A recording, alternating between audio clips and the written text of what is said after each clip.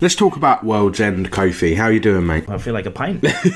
Why do all of these films just revolve around having a pint? And so essentially this is like a getting the band back together type film, right? A group of old friends did a pub crawl once but didn't quite manage to get through. They've got the 12 pubs that they want to go through. So they've got the First Post, the Old Familiar, the Famous Cock, the Cross Hands, the Good Companions, the Trusty Servant, the Two-Headed Dog, the Mermaid, the Beehive, the King's Head, the Hole in the Wall, and finally the World's End. They tried it when they were younger, they didn't get all the way through, so Piss Ed of the group, who's still very much on it all the time, decides he's going to get the boys back together, even though they've all grown up and gone their separate ways in life, and have decided they're going to go at this pub crawl for one last time and make sure they get through it. It's so brilliant that Gary is just still an alcoholic. You see that little transition between like Gary and all his friends? I love the way they do it. They like sweep across the room and then it changes and it's like Gary doing fuck all. Next to him, someone else feeding the children. Then Gary doing absolutely nothing. Someone else at the gym. Gary doing fuck all. Someone else at the office working full time.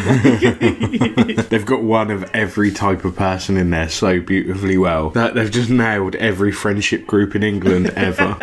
Gary, he tries to get them back together and they're all just like, oh, please, mate, fuck off. They're not really that into it, are they? Like, they think he's just like being a bit of a maniac. They kind of get back into it and then they end up in a fight in a toilet with a bunch of young kids. He basically rock bottoms. There's a lot of wrestling moves in this film. There actually is a shitload in it, yeah. He rock bottoms him into a urinal and his head falls off. Blue blood just goes everywhere. I thought that Gary was like having a dream because the kid went all like robotic and then starts making strange movements and then Gary knocks his fucking head off and you're like, wow, where did that come from? It takes such a twist so quickly. It really does. It was great because it fully focused on like the pub aspect. Which it kind of is, but it just ramps up so quickly and doesn't let off for the entirety of the rest of the film, does it? No. Gary knocks that guy's head off. He's told Andy, which is Nick Frost, who surprisingly plays a really fucking serious character and he does it well. He's like the serious but double-hard bastard, isn't he? He's just like the absolute tank of the group.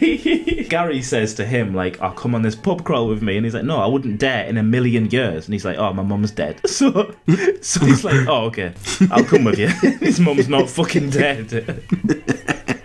And then more fucking alien robots come bursting through the door, and that's when the big fight happens in the bathroom. It just disseminates into, loads of wrestling moves in a toilet. Like, they smash their heads in with their own arms that they've just ripped off them and just batter them. Surprisingly, they go, right, lads, fucking hell, we've just killed some alien robots. Bit weird. What do? We'll carry on. Next pub. You kind of don't anticipate what's coming and then it loses you entirely because you're like, what the fuck is going on here? Yeah, man. And it just continues to get heavier and heavier. Like, it gets so weird towards the end. You find out, like, all the robots are like a hive mind. They're trying to have a cross-planetary society. They're just like, if you disagree, you get killed and replaced with a robot that is made from your DNA. So everyone in this town is either a fucking robot or a scared human that complies with everything. They're like kind of taking people and you can retain some of your memories, but you're going to become like this robotic version of yourself, which is just weird, isn't it? It's so strange. They figure out eventually how to distinguish each other from the robots. The robots don't have any scars. Everyone has some sort of scar. That's how they recognise each other in this group. Except for Gary, he doesn't want to show him, does he? Gary, show me your arm. And he's like, no, I'm not showing you my arm. And you're like, why the fuck not? Oh, you know what's a better idea? Smacking your fucking head into the wall 5 times. That proper killed me, you know, like, that was so funny. It was just perfect for the character, wasn't it? Of just like absolute arsehole for no reason. I love when they leave the Mermaid, where what the fuck's happening in there? It's not a pub, it's a full-on underground nightclub. But they leave that, go somewhere else, and they find their old school teacher, Piers Brosnan, who is one of them. Andy puts some bar stools on his fists and just smacks every robot in the near vicinity. It is like Blade, isn't it? It's like a Blade fight scene. Probably the best fight scene in the entire film, man, to be fair. Again, it's just another one of those, like, boom, fight scene, stools on fists, someone's got legs for arms. So now they're kind of after him, aren't they? And they're running between pubs to kind of finish the pub crawl. Yeah, even though it's clearly the end of the world because all these robots are now descending on them, like, they're insistent on doing it. The alien robot things go into, like, overtime, don't they, chasing them, to the point where these, like, massive metal things show up. You just appear. What the hell? I don't know. It didn't really feel like it added too much throwing them in. Like, I don't know. I don't think so. I think it was just like, it was a bit random, but the rest of it was as well. yeah, I think if you were going to sum up this film in one word, like, random is probably the best. It surprised me how it actually worked. Again, like, they've just done so well with this film. Like,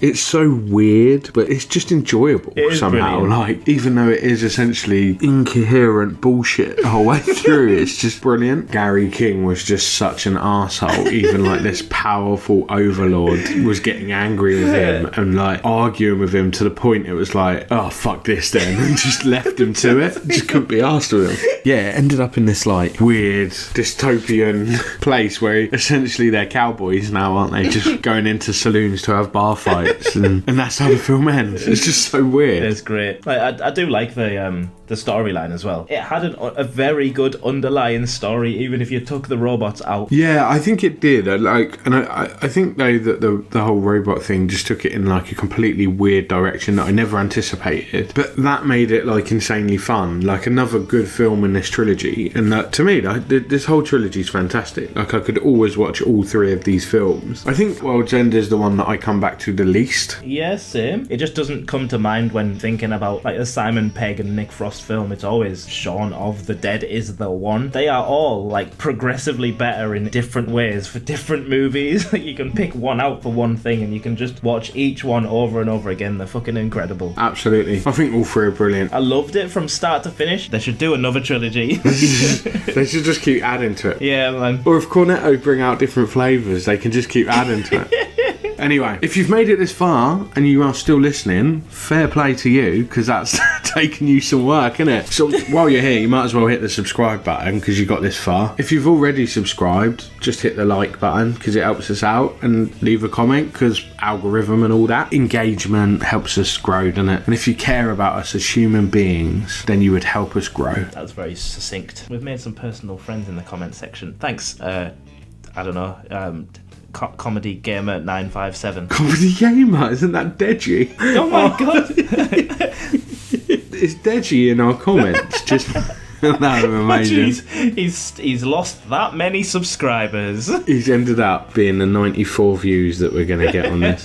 To be fair, we do actually have some banging people in our comments that are regularly there. So thank you. We do appreciate every single one of you. It's literally what makes this run. Thank you very much. Well, not literally, because we make it run by making the content. Very heartfelt thank you. Yeah, but you can't say well, literally. actually, technically, you're incorrect, because what makes us run is the social economic works of Connor. Yeah, it's social economic work. Yeah, but what I'm saying is you can't say literally a comment makes the channel run, because it doesn't. The content makes the channel run. It's the efforts of us, not, Actually, if you're leaving a comment, you bloody well should, because of all the work that we've put into this. If you don't leave a comment, shame on you.